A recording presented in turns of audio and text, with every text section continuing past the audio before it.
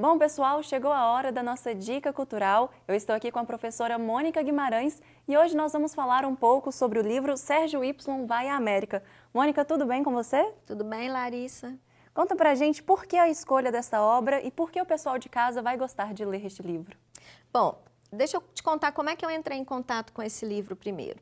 Um dia, assistindo um jornal, um dos repórteres da TV Globo, nesses canais fechados, comentou sobre esse livro que havia sido escrito por um diplomata e eu fiquei intrigada. E quando ele falou da temática, que era a respeito de um transexual, aí é que me intrigou mais ainda, como que, na perspectiva desse diplomata, como é que ele ia abordar um assunto tão polêmico. Então, depois que eu li o livro e que eu percebi a sensibilidade com que ele havia sido escrito, eu falei, nossa, essa é uma sugestão que eu acho que não só eu, mas as pessoas, muitas pessoas precisam entrar em contato para poderem se sensibilizar a respeito do tema também.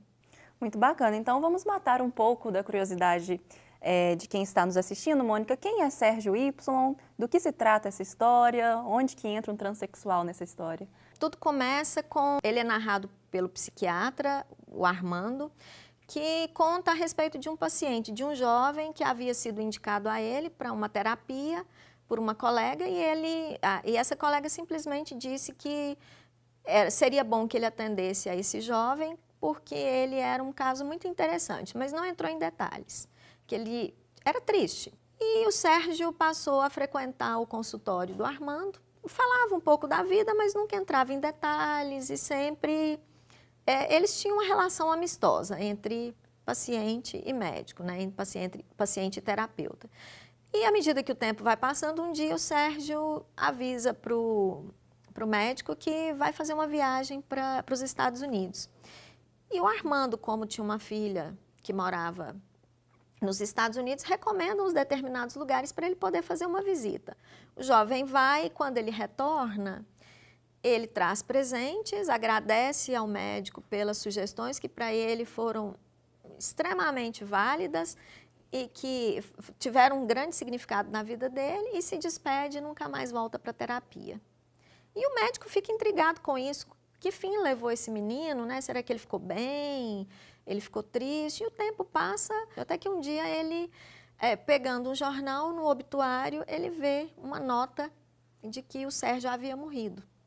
E aí ele entra em contato com a mãe não entra em pormenores, não quis dar detalhes da morte do jovem, mas só diz que ele morava nos Estados Unidos, que ele tinha, né, ele era feliz, mas que não podia falar sobre ele. O Armando, que era o médico, foi para os Estados Unidos visitar a filha que ia se formar, se graduar, e nesse momento que ele está lá, ele resolve procurar por informações a respeito do Sérgio. Só que à medida que ele procura o Sérgio, ele não encontra. Ele começa a encontrar vestígios de uma menina, de uma moça chamada Sandra.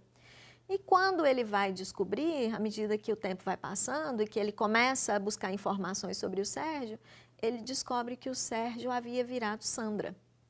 E aí ele encontra com a médica que fez o processo todo de mudança de sexo. Então, o médico entende algumas tristezas que ele percebia no menino, que ele nunca havia identificado, e ficou intrigado também com o papel dele de médico. Depois ele descobre toda a história e volta para o Brasil e entra em contato novamente com a mãe. E quando ele conversa com a mãe do Sérgio, ela diz, olha, agora eu estou pronta para falar com você e principalmente eu estou pronta para te dizer que o Sérgio, ou a Sandra, morreu feliz. Então, o processo de mudança de sexo trouxe a realização, a alegria que ele nunca teve na vida. É lindo, a história é linda, é de uma delicadeza impressionante. E trata de um tema bastante polêmico, né?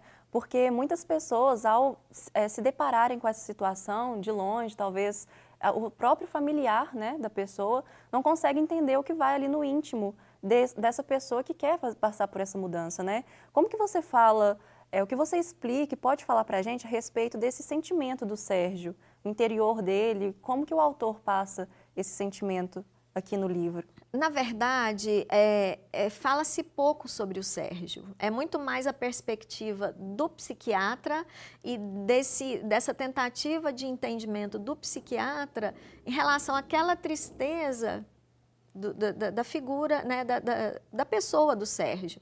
E eu acho que é interessante aí, nesse momento, a gente lembrar do filme A Garota Dinamarquesa, porque era a mesma tristeza do personagem vivido no filme. Você olhava, era uma figura, era um pintor famoso que tinha grandes pinturas, mas quando você olhava para ele, você via que faltava alguma coisa. Provavelmente também é o que faltava para o Sérgio, essa busca constante que ele encontrou quando ele se transformou na Sandra. Da mesma forma que o personagem do filme, quando ele morre no final do filme, e que ele diz, eu vou feliz agora. Agora eu realmente vou como eu sou. A gente percebe que cada vez mais se fala sobre temas desse tipo de homossexualismo, transexualismo. Como que você enxerga agora essa abertura, né? Vários autores tratando sobre esse tema. Você citou aí A Garota Dinamarquesa, nós temos o Sérgio Y. Como que você enxerga essa mudança de paradigma? Eu acho que agora as pessoas começaram a enxergar que é um assunto que precisa ser tratado, porque várias famílias vivem essa questão, essa situação, e quanto mais aberto você for, eu acho que menos sofrido é o processo, tanto para a família que tem que enfrentar a situação, como a própria pessoa que vivencia esse dilema de se enxergar como uma pessoa fisicamente, mas o seu interior ter outra identidade. Então, eu acho que isso nós precisamos entender e aceitar, porque nós também fazemos parte desse processo. A sociedade, ela precisa estar atenta e vivenciar isso junto, né? Saber que, e essas pessoas precisam saber que nós também estamos juntos nesse processo. Exatamente, Mônica. E a respeito do Alexandre Vidal Porto, que é o autor desta obra? Nós sabemos que ele é brasileiro e você mencionou no início que ele é diplomata, né? Mas, ao contrário do que se imagina de um diplomata, você mencionou também que é uma história que corre de uma maneira muito sensível. Há esse contraste aí entre profissão, entre autor e a obra, né? Sim, porque quando você imagina a formação dele, um diplomata que circula em ambientes muito... uma pessoa que circula em vários ambientes, pelo mundo inteiro, né? Faz várias viagens. E a forma como ele retrata é de uma sensibilidade tão grande que eu fico imaginando, assim, fica parecendo que foi uma pessoa que viveu o drama. Fica no ar, fica no ar, não se sabe se é alguém da família, mas o fato é que ele não vulgariza e não mostra pena. Ele se solidariza e mostra o quanto é importante você analisar e discutir e ler sobre o assunto. Bom, Mônica, é um livro, então, premiado, né? Eu tenho certeza que o pessoal vai gostar. Muito obrigada pela sua participação aqui no Conexão Unipam e até a próxima dica.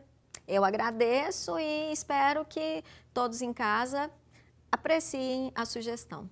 Muito bom. Pessoal, eu vou encerrando o Conexão Unipam por aqui. Muito obrigada pela companhia de vocês e a gente se encontra na próxima semana. Forte abraço e até lá!